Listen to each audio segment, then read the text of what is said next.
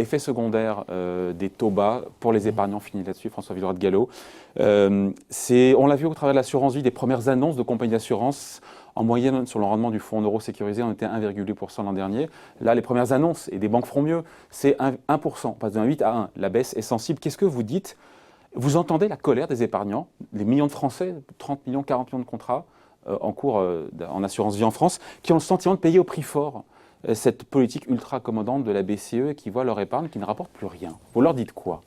Je rappelle d'abord que la politique monétaire, elle est menée selon son mandat et pour le bien de l'ensemble de l'économie. Je vous ai dit une croissance supplémentaire et des millions d'emplois supplémentaires. Ouais. Et parmi les Français, il y en a beaucoup qui ont bénéficié de ça, et je crois que c'est bien. Pour les épargnants, les rendements de l'assurance vie ont baissé régulièrement au fil du temps. Ouais. Ce mouvement s'était interrompu en 2018. Quand on a des taux plus bas, quand on a une inflation basse, c'est logique d'avoir des rendements plus bas de l'assurance vie. Alors je ne me prononce pas en termes de chiffres, de cibles, ça c'est aux assureurs vie à les fixer.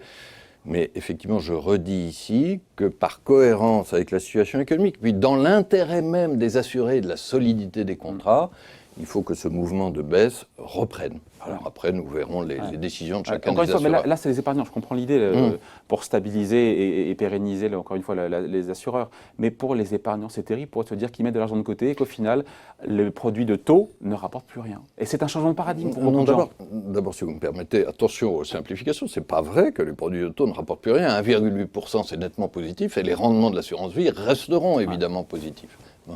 Mais chacun de nous a une casquette d'épargnants, de salariés, de demandeurs d'emploi pour certains, j'ai rappelé les créations d'emplois, ou d'emprunteurs. Pensez à un patron de PME ou à quelqu'un qui veut acheter un bien immobilier. Au titre de certaines de ces casquettes, nous bénéficions des taux bas. Voilà.